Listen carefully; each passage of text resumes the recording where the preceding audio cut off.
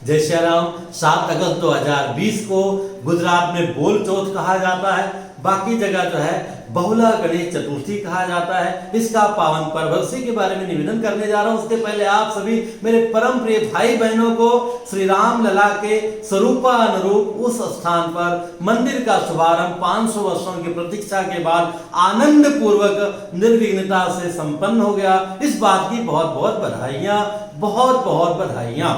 अब हम इस बहुला चतुर्थी के ऊपर में आते हैं, तो इसकी भी जैसे अन्य व्रत को हम करते हैं, प्रातः शीघ्रता से उठना चाहिए, कहीं पवित्र नदी सरोवर इत्यादि में जा सकते हैं तो जाइए, नहीं घर में सामान्य स्नान करने के बाद में बाल्टी में 2 बूंद गंगा, सरयू, घाघरा किसी भी पवित्र नदी का जल अर्पण करके फिर उसमें और जल मिला करके उससे स्नान कर लिया। मंजन नहीं करना चाहिए। हाँ, व्रत वाला अगर अलग आपका ब्रश है तो कीजिए, नहीं उंगली से ही जैसे आराम कर लीजिए। चूंकि इस पूजा में विशेष रूप से गौ माता का दूध, गौ माता का घी, गौ माता का दूध से निर्मित मिठाई इत्यादि इस प्रकार से कोई भी पदार्थ का प्रयोग नहीं करना चाहिए। चाय वगैरह पीने की आदत है तो जो है बिना दूध का आप ग्रहण कर सकते हैं। उत्तम विधि यही है कि हम जो है पूजा करने तक जो है निर्जला रहें, पूजा के बाद में जल ग्रहण करें।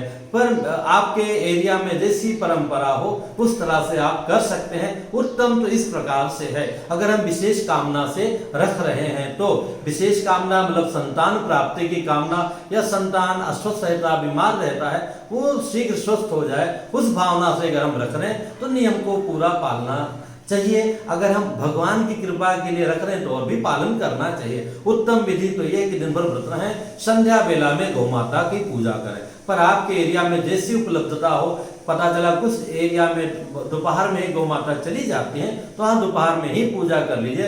पूजा के बाद जल त्याग ग्रहण कर सकते हैं। इसके पश्चात जो है शाम को गणेश जी की पूजा का बड़ा महत्व है, गौरी जी का, गणेश जी का।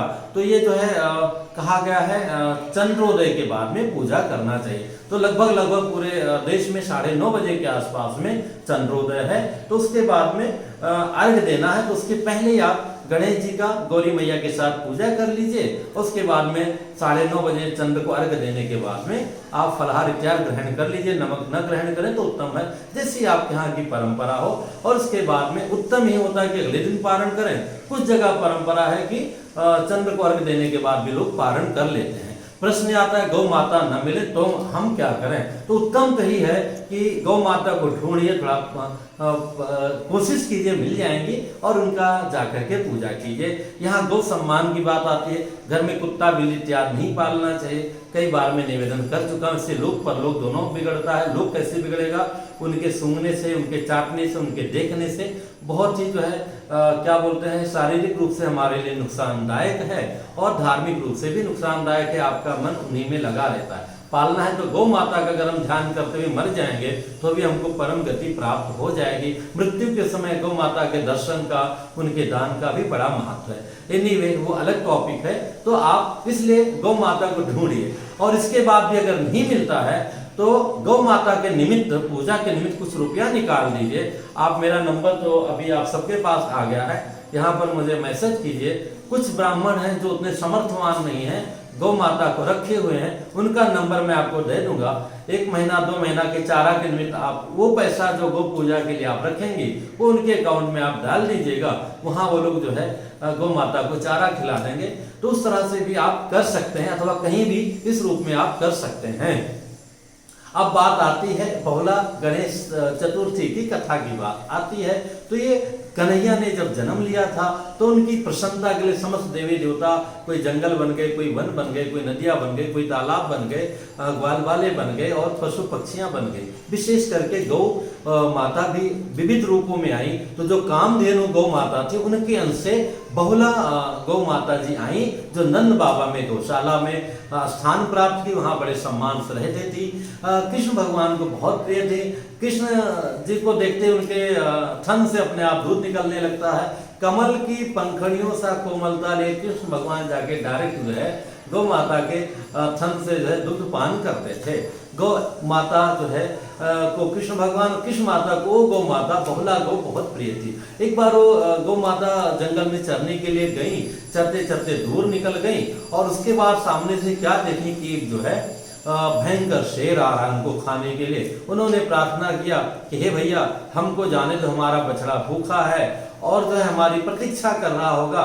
मैं आपको वचन देती हूँ कि जा रहे उसको दूध पिला करके आ जाऊंगे, एक बार जी भर करके उसको मुझे देख लेने दो, दूध पिला लेने दो, मैं वापस आऊंगी, आप मेरा भरोसा करो, मैं सत्य का प्रतिज्ञा करती हूँ। सोचिए, शेर भी गौ माता का कहा मान गया। वो वापस जाती हैं नंद बाबा के गौशाला में, अपने बछड़े को दूध पिलाती हैं, वापस आते, लो भैया आ गए, अब आपके हवाले हूँ, अब आप हमारा भक्षण कर लो। शेर मुस्कुराता है और उस शेर स्वरूपी जो है सवा शेर भगवान कन्हैया जो शेर के रूप में थे प्रकट हो जाते हैं कि माँ धन्य हो, पूरी पृथ्वी का रक्षा करने वाली हो। पृथ्वी जब परेशान होती तो भी जो है गौ माता का रूप धारण करके भगवान के पास जो है प्रार्थना करने के लिए जाती हैं। और देखा जाए तो गौ माता का सर्वस्व हम सभी जीवों के लिए है। वो हमको दूध देती है, अमृत समान, स्वयं में भूसा अथवा जो भी उनको प्राप्त हो वो ग्रहण करती हैं।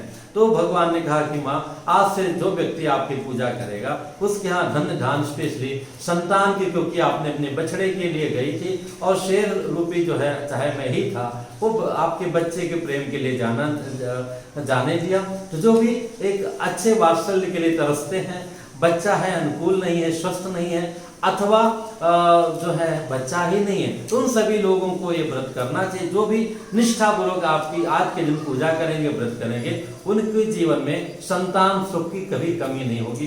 भगवान कन्हैया ने आशीर्वाद दिया, तब से उसके पश्चात से ये परंपरा बनी हुई है। हम सभी लोगों को गौ माता को अवश्य श्रद्धा विश्वास पूर्वक उनको पालना चाहिए, अथवा जो पालन कर रहे हैं उनका सहयोग करना चाहिए। ये अनंत पुण्यदायी है। गौ माता का दूध, दही, घी और जो है उनका गोबर, गोमूत्र, हर चीज जो है ग्राह्य है और हर चीज हमारे लिए कल्याणकारी है। तो इसमें अगर आपको कोई संदेह हो कमेंट्स कीजिएगा, फिर मिलूंगा एक नई जानकारी के साथ में। अवश्य कीजिए। जय सिया राम।